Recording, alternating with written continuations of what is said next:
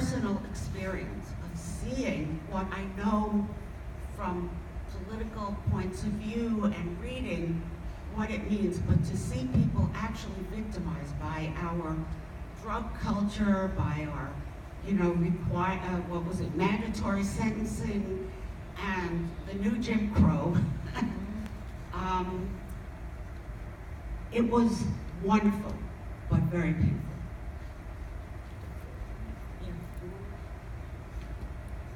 Well, I mean, I handpicked the guys that were going to be on the panel to get a nice variety. So I knew them all very well. I knew their stories. But I was amazed at the impact that this healing circle had on them. I had never experienced a restorative justice circle before. This was a new experience for me. And just to see how it really touched their lives so profoundly, that had a big impact on me, which I have since been able to use in working.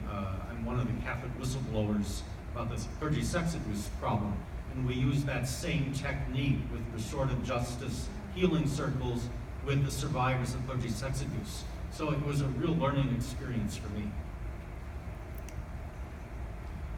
Well, I found it sad too. It was very hard to be there, but by the end of the day, I felt really that I wanted to do more of this. I wanted to be involved more in this kind of restorative justice work in prison. I haven't been able to do it, but I'm still looking for an opportunity. We had naively hoped that this could be like a prototype of a method we could bring into the prison and each in turn through our meetings, regular meetings, be trained as facilitators, moderators, and then it could be like Alternative to Violence Project, but another kind of thing where the men inside would work. We would work with them and support them in the community, but it didn't happen. But I do want to comment on what Father Ron said. I had one wonderful experience a few years after when I was a facilitator in a one-day Healing of Memories workshop at Sing Sing. And Jose, who unfortunately his story wasn't kept in the film, it had to be very edited out. But I might say that there is a longer version of it, which is a whole film in itself, I think, like about 15 minutes, where you get to know all the guys there. But he was part of it, and when he saw me, and I saw him, first of all, he looked like a different person. You know, you see his worry and everything on the film, his stress. He had opened up, and he said it was that day. And he had become a leader, right? Yes. Yeah. I'd just like to comment on the complications that resulted from this circle that we had. When Phyllis and Orlando suggested that we try to expand this and to make it available to other prisoners, I went through the channels to Albany and spoke with, they told me I had to speak with the person in the Crime Victims Bureau. And when I told her what a wonderful experience we had with this, that had already been approved by the Commissioner of Corrections. It was all approved, what we did. I mean, we wouldn't get cameras in there if it hadn't been approved. When she found out what we had done, she was furious. And she said, "You have set back the Crime Victims Bureau 100 years by doing this without our permission." And she wrote letters to everybody under the sun. She was just a raving lunatic. And so that's why it didn't go any further.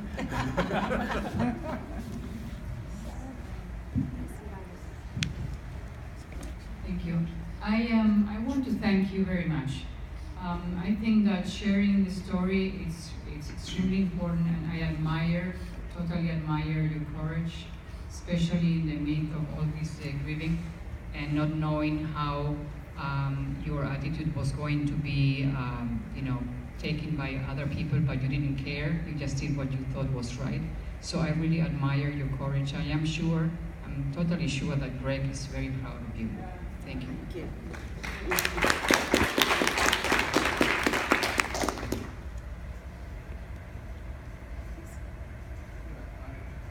I have a son that's in the federal system, and what I got from your film was it's so wonderful to treat the victims by teaching them empathy, and that's the greatest gift that you can give a victim, and it's a two-way street because the empathy is contagious with the perpetrator. So thanks. Thank you. It's interesting that your work and that whole scene took place in Sing Sing, and obviously we feel particularly connected to that in our community for obvious reasons. And then I appreciate that you mentioned the Alternatives to Violence program. I'm a Quaker, so I'm very aware of that, although I'm not a trained facilitator. It's a program that's in many prisons that works with inmates on how to do exactly what the title suggests, which would be Alternatives to Violence. But you mentioned the struggle with trying to, this experience was so incredibly powerful for everyone in the room to have this restorative justice circle, is that what you call it?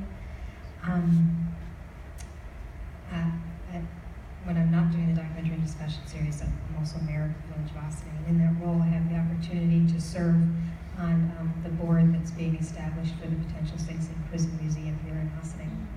And one of the evolutions that has come out over the last couple of years as this iteration of the potential for a Sing Sing museum is the significant role that justice and this being a center for justice needs to play. And then what does that really mean? Justice for whom? And how do you incorporate that sense of compassion and empathy and need for understanding and improvement in so many elements of our society for the people who are the perpetrators of crime, for the people who are the families of the victims of crime, for the people who work in Sing Sing. And so the reaction that you got from the victims' rights is a little bit discouraging, I have to say. Yeah. We've been very pleased that the Department of Corrections has been much more amenable to working with the potential for this academic, cultural, social institution to be on the edge of the grounds of Sing Sing, and really, which we're quite surprised at their openness, because obviously there's security concerns, and their priority is not a cultural institution. Their priority is maintaining a maximum security prison. So anyway, I just bring that up. Thank you, Debbie, for asking us such an incredibly rich question to get started with this discussion. Does anybody else want to jump in? Because I'll just keep on talking. That's kind of what I do. Yes.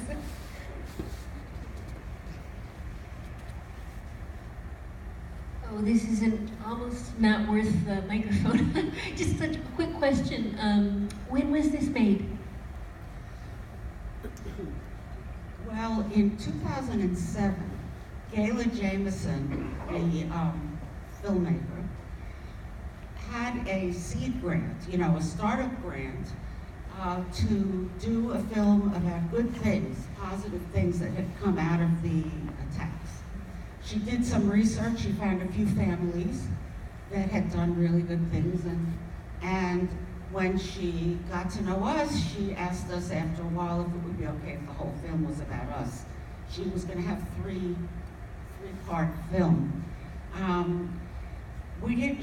She contacted us out of the blue. I think it was September 2007, and we had been filmed a lot in news things, in documentaries, but never one just about us. And so we scrambled around and found out the best questions to ask, where to look to see if she's on the level and this and that. And she had a good history. She did a lot of freelance work with Mary Knoll, filming with Larry Rich, here, which is how we got to know Larry and Susan through Gala. They traveled to missions in many parts of the world to film them for Mary Molheiser. And then it turned out that she knew Pam Leonard, the leader of the Circle, who had a long career as a mitigation investigator for the Georgia Capitol Defender's Office, and then went to Eastern Mennonite University to get a certificate in defense, it's all so many names, defense-initiated victim outreach. So the reason I'm going through this to confuse it completely is that when the prosecution decided that they were going to go for the death penalty for Zacarias Moussaoui, we and others didn't want him to have the possibility of a death penalty. So we contacted his defender and said, here we are, if we can help, let us know. And lo and behold, a couple of months ago, we get a call from Pam Leonard. So that began our relationship. And that's what led to Orlando being one of 13 people who testified for the defense. She filmed us, she followed me to Berlin. That was our first filming together, and that's where she met Aisha, in the hotel she's in, interviewed in us there. And then over the next 3 years, she was like, you know, the train on a regal dress, you know, it goes everywhere you go. Not that we were so regal, but I mean, who wears trains these days? Brides and princesses. And then she ran out of money. And it was around 2008 or 9. You know, the grant money was drying up and she couldn't find the funds.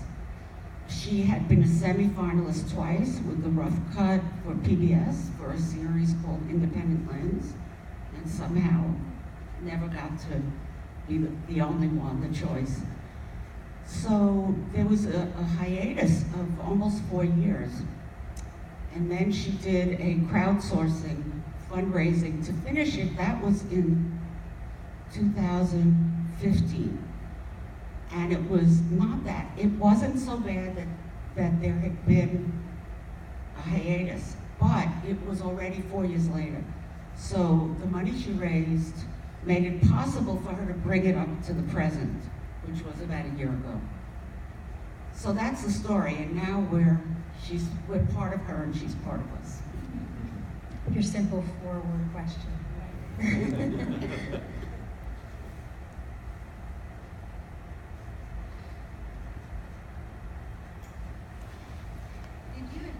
Have a common language besides grief and love? Yes, our common language was, what's the word? Charades. I learned some pidgin French, you know, we could communicate a bit, but we almost always had someone who could interpret, particularly if it was an occasion, you know, or an event. But we could, you know, you can communicate, and I do have some knowledge of Spanish, so I sort of gave Spanish words a French pronunciation. Where does Aisha live? She lives in the south of France, in Narbonne, and with the prize that we got from the award, the Die Quadriga in Berlin, we split 15,000 pounds. She bought herself a condo in Marrakesh, near where she grew up, and so she goes, that's her vacation home. In the film, where after the trial and they found him not completely to blame, there was a headline in the newspaper, and the last line, I think, sort of, he says, America loses, or how did that make you feel after all that? I think it was totally wrong. America won that round. In many ways, it was a to make the President of the United States angry because he couldn't get his way is a wonderful democratic feature of our country. To be able to tell the world that we don't kill all terrorists, just a selective few. It's without due process. Yes. Well, that's fine. But you can tell from the mealy-mouthed response that Osama bin Laden, his reaction to it was that he just couldn't. It just didn't fit in with his view of America. So it was a wonderful day for our Constitution.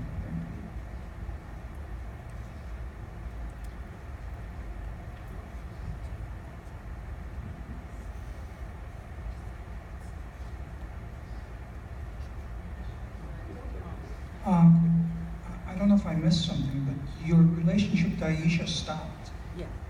Could you expand a little on that? Well, we did a lot together the first year and a half after the verdict. And then there was a hiatus of about 2.5 years when we were invited to appear together at a TED Women's Conference. And we hadn't seen each other in a while, and we had both been growing in different directions. So she was, at age 14, was forcefully married to an abusive man who was mentally ill, and had the strength to throw the bum out after they moved to Paris, and she saw that women there were independent, had dignity. And so she was involved with a group in Narbonne, she probably still is, that talks to young Muslim girls, because there's a huge population, particularly Algerian and Moroccan people in the south of France, about how to recognize the signs of abuse and how to defend yourself if your family wants to marry you off to something that's not good. So she became more involved in that, in her community, and I became more involved here in things related to nonviolence and anti-war, and I can't remember everything else. But so when we saw each other after a good couple of years, we had both kind of changed. And then when we appeared at the TED conference, which is on YouTube, it was so painful for both of us, separately and together. And I realized I never want to do that again.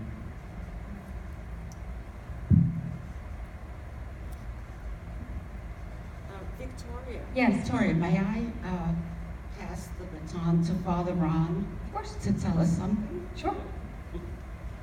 Well, just to update you on some of the fellows who participated in that circle, I mentioned earlier the fellow Saad, who's the one who had received a letter from, well, he just got out a month ago, and it was just an amazing series of events that led to him being released. It was just unheard of, but I mentioned that to them earlier. Jay Choi, the fellow from South Korea, he was paroled about 6 years ago, I think. He was deported back to South Korea, and he's teaching English to the South Koreans. And he got married, has a baby, he's doing very well.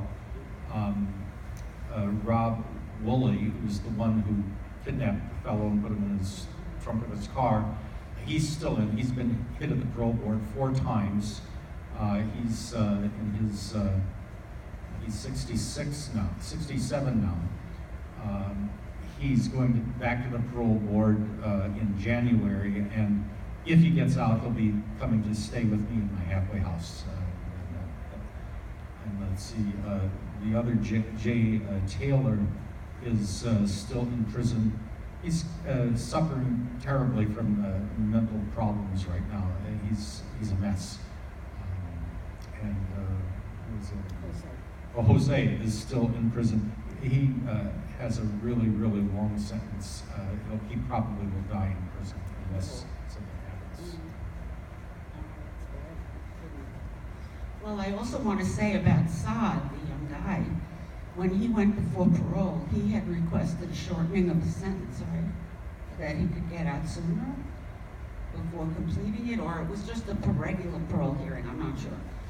But he showed them the letter from the son and told them that he had tried to contact him, but and they said, if you bring an affidavit from him in a month or so, whatever it was, 2-3 months, we will let you go. We will release you. Now, Pam and Gayla had both found the son in North Carolina in 2007 or 2008 or 9, and he was willing to meet with Saad. He was willing to come. But then it didn't work out. So now, this year, they couldn't find him. And he has a very common name, so there are many people with that name. But they couldn't get the right one. So Pam wrote an affidavit to the parole board stating that she had met with him, that he was very sympathetic and wanted to get to know Saad, and that he forgave him. And when he showed that letter, they let him go.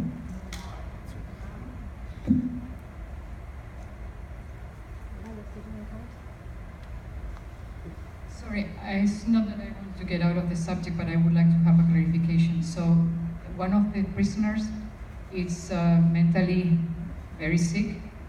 So then, what is he doing in prison? Wonderful question. A large percentage of the prisoners have mental problems.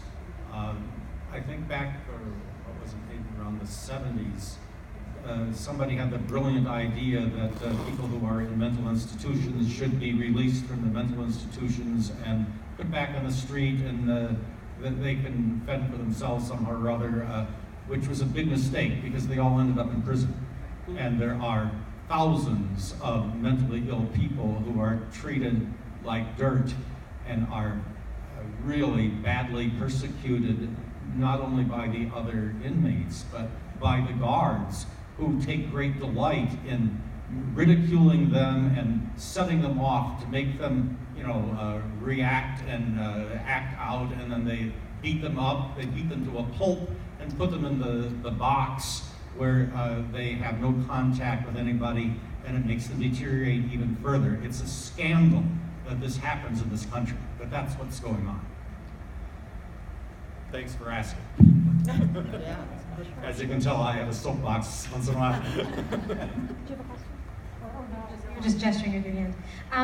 With this, obviously we selected this film, and we're very pleased to be able to be here the week of the 15th anniversary of September 11th. I'm sure it's always an emotional time of year for your family, as it is for the country, and perhaps a less intimate way for most of us. Ossining does, as a lot of communities do, we have a remembrance ceremony every year on 9/11. It's organized by our local first responders, and there's always a keynote speaker. This year was an FDNY Italian chief who was an Ossining resident and had young children at the time in 2001. And as always, everybody's personal stories of how they experienced that day are very powerful. And all the politicians, we all like to say something very uplifting and inspirational, and so usually the comments are about how in the wake of the tragedy, people connected with each other and opened themselves up to each other and wanted to help, and we saw the very best in all of us, and I think that's genuinely true. And I lived in New York City during 9/11, and I lived in New York City during the blackout, which we assumed was another attack at the time, and you did see the greatest of everybody they ever interacted with. I lived across the street from a mosque, and there was never anything but concern for each other and looking out for each other. So I do believe that's true, but I also am wondering, in the last 15 years, has there been a new normalcy that we are more accepting of a divisiveness in our culture and in the manner that we speak to each other and distinguish ourselves from others?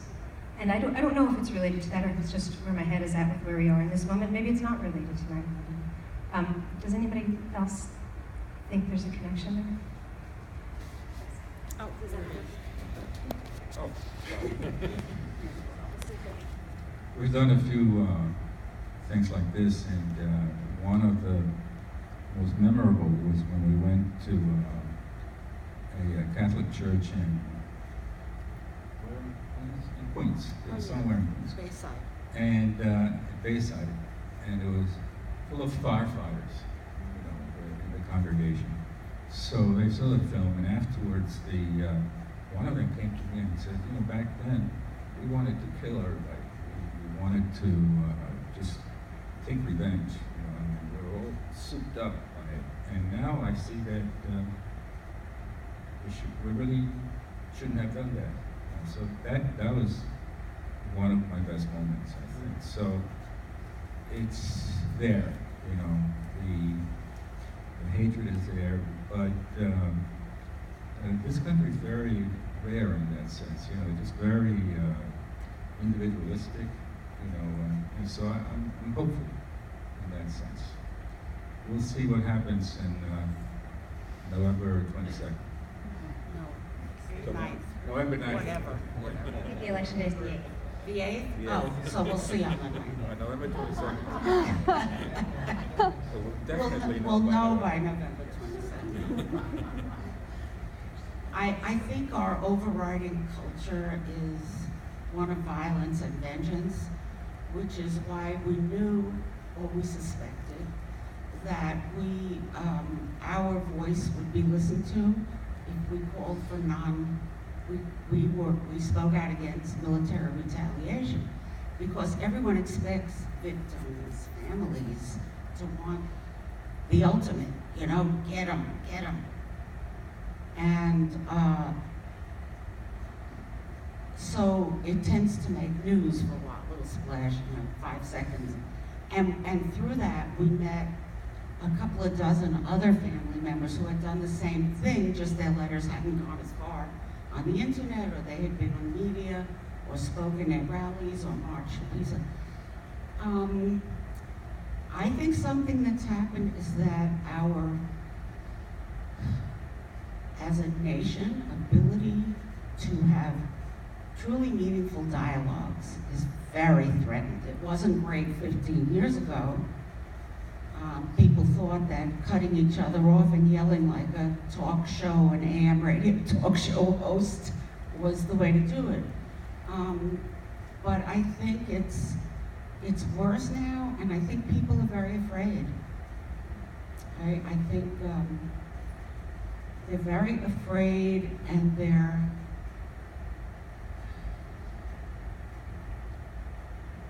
what can I say? We lost that mood that was in the first week of bringing out the best in everybody. We also completely disregarded the opportunity that our nation, our government had to join the world community and solve this in nonviolent ways. Everyone was sympathizing with us. Everyone, even places where it's a more common occurrence that they're blown up. So I think that's part of it. I think the fear, the Patriot Act, the intolerance, yes, I agree with you. I think it's worse and it's scary. Okay, we only have a few minutes. Can we shift the mood a little bit before everybody leaves the room? Yes. I think Ron is going to say something. My name is Gretchen, Julia's classmates. And I was trying to think of a question, but instead I only have a comment. First of all, your love is contagious, so thank you. And indirectly, I felt it. And I hope you don't get too tired repeating your story over and over again, because I probably would have been here when you first shown it if I knew about it. And the second comment is, Greg was 2 years younger than me, and I watched him. And I was a student, very studious, follow the rules. And I saw him, very, very smart young man. It made sense that high school was a waste of time. And I also, right, for him. And it wasn't a mistake that he rose in the ranks. To me, as an acquaintance, he was a very smart young man. There was a loss. May I have your attention, please? The library will be closing in a half hour. I just want to say I am a friend of Gretchen's, and my name is Laura Moore, and Gregory was 3 years younger than me, and I remember him working with him in a couple of places in the summer jobs. I think he works as a daycare counselor or something. But I just want to say thank you for being here, for everybody, and I commend it straight that you guys can learn how to forgive and learn how to help others and work in the prison, just like my father did. Thank you so much for being here and for sharing your story. Thank you.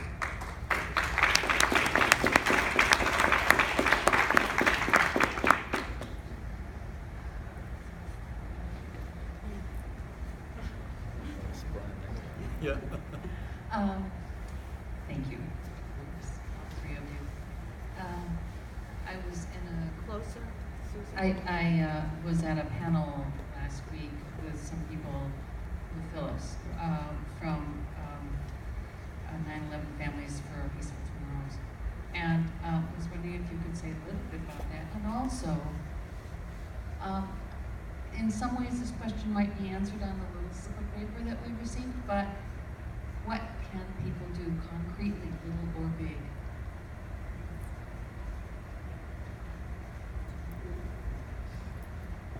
I think, is this off now? I can yell. I think that everyone can do something and feel better for doing it, even if it means lifting up the phone and calling your representative about, and expressing your opinion on a bill or on something that's going on that you want him or her to be concerned about, to finding other kindred souls, and maybe, I think you have to pick an issue that you feel deeply and strongly about and act on it, even in tiny ways. That's all I can say, no one. So, and never think that writing a letter or signing a petition or making a call is not doing anything. It is. It is. I don't want to miss the opportunity just to acknowledge all the people from our various times in our lives who are here. We lived in Croton for 14 years. We've lived in White Plains now for many years, decades, and there are people here who we know well, even if we haven't seen them in years. And it's so great. It's like a reunion, and we're really grateful. Thank you. We're all going to just share one mic right now. I think this is probably going to be our last question, and then we'll allow our panelists to give us their final thoughts before we wrap up for the evening. Actually, I would like to make a response. Last week, my husband and I went to see a movie called Mariposa and the Saint.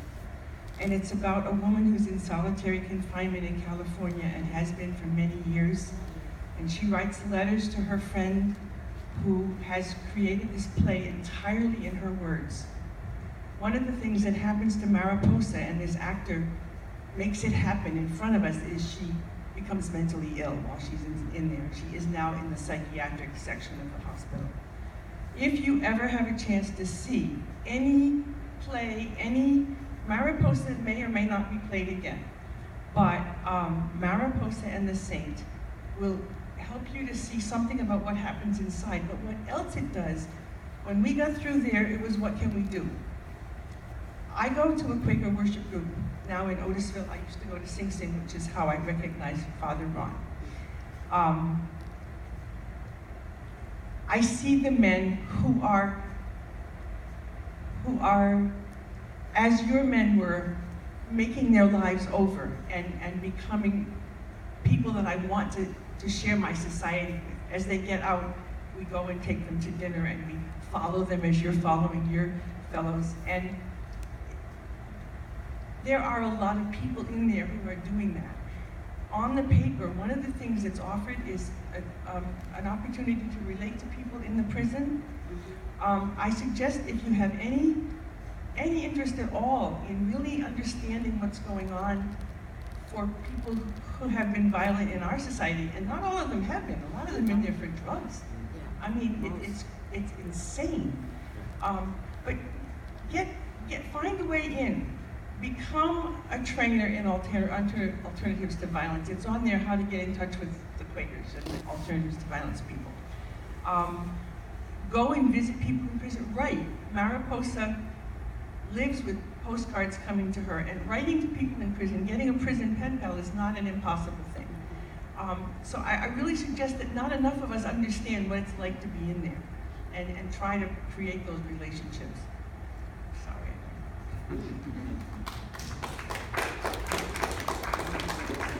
There's one of the friends of the series, his name is right in the middle of the screen. He was at Otisville.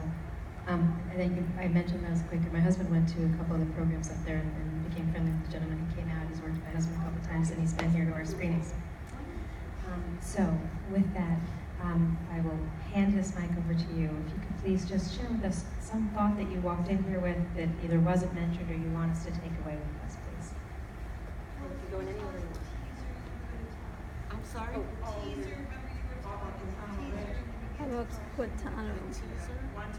Oh, yes, okay. I'll say something about it. Good, and actually I shouldn't have handed over the mic, I just took it back from Orlando, sorry about that. Because I have two announcements to make. One is, after we finish here, we're going to take a picture with our panelists and the committee, but after that, Phyllis is going to be selling videotapes. It's $25. If you would like to take this home with you, screen it with your friends and family. It is this film, correct? It's in the view. And also, on a note from the Ossining Documentary and Discussion Series, as I've mentioned, it's a committee of really dedicated, wonderful, creative, thoughtful people. And one of us is having a birthday tomorrow, so Lauren, happy birthday. Thank you. Yes, and she's so excited that we just told her that. But Lauren doesn't even live in Ossining, but she comes and she does wonderful volunteer work for our community and lends so many talents and kindness and help that we want to just have everybody in the room appreciate you for. Thank you. And so with that, now I will turn over the mic.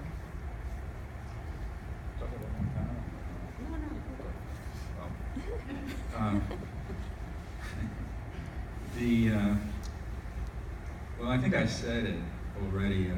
In the film, Greg really changed me in retrospect. I'm an academic, I'm objective, rational. And, I can't be that way anymore. I have to break out into emotions every once in a while. And what that means is that the struggle is next to you. The struggle is when you're walking and you see something that's bad. It could be an alcoholic.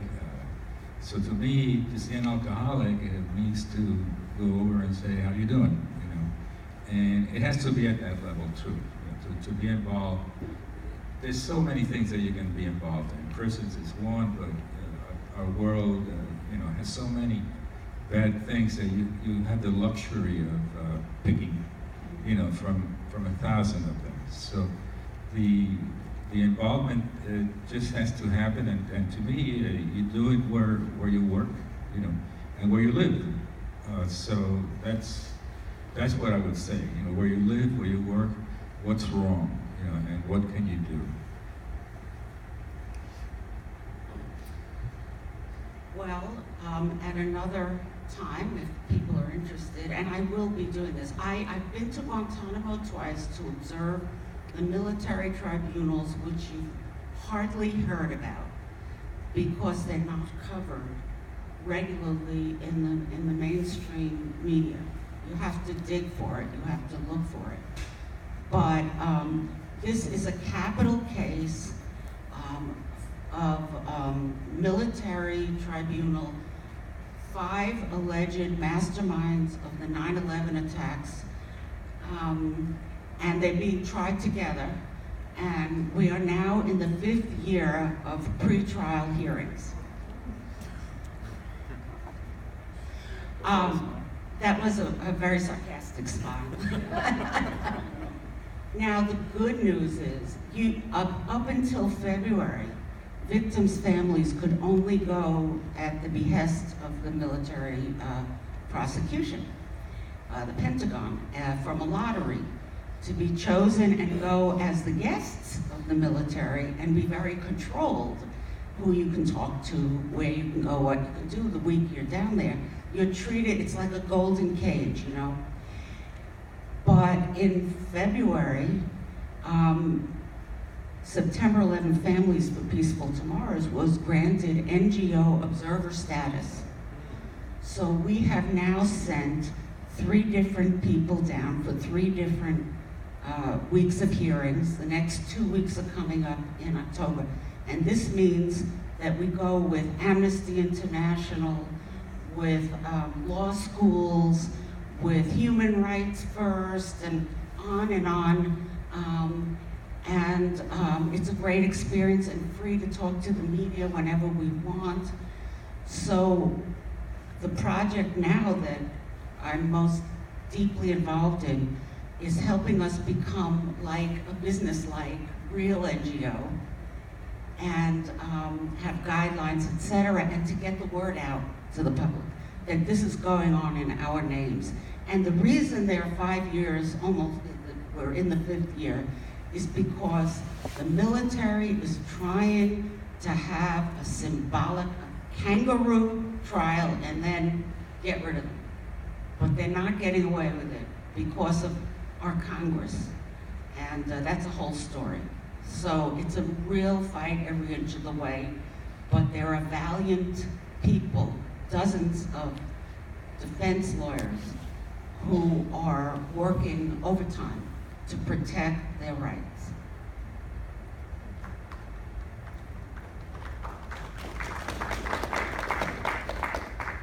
I'd just like to share with you that working there at Sing Sing totally transformed my life.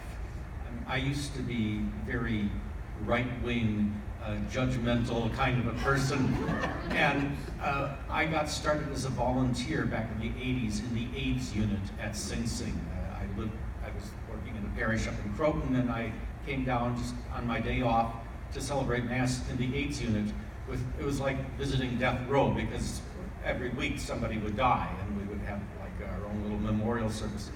And I discovered that everybody there has a story. Nobody sets out in life to become a criminal. It's a whole series of events that form them or malform them and lead them into this situation. And you know, it's really heartbreaking when you hear what happened to them. Guys that grew up as crack babies, people were sexually abused, were beaten to a pulp. And of course they're going to turn out badly, but they're still human beings, and they need to be treated with love. And I always said I was the safest person in the whole prison. When I first started working there, one of the Muslim guys came up to me and he said, "Father, I want you to know that if anyone were to lay a hand on you, he'd be dead." Because they knew I cared. And when people care and treat them with respect, you see what wonderful human beings they are beneath that rough exterior. Thank you. Thank you. Thank you To all of you for coming out tonight. And please be sure to, you had a sign-up sheet. I'll get you a sheet there. You can sign Yeah, up. if you want to be on our, the films, To be able to continue email to get list. updates about Yeah. this film and this project, we'll put out a list for you, and perhaps we'll put it over here on the table Yeah. near where Phyllis will be selling the videotapes. But first, we're going to just steal you away and take a quick Yeah. picture. So, DVDs, they're not. yes. Is it possible to become a friend of the series on your way out of the theater? It sure is. You just need to look for that beautifully decorated box with the butterflies on it and the tiny little envelopes. Tell us your name so we can add you to our screen of friends of the series. Thank you so much for everybody for enjoying us. Please join us next month when we have the film Dream On, and the posters on the door outside here. You can get some information on our website, Ossining Library.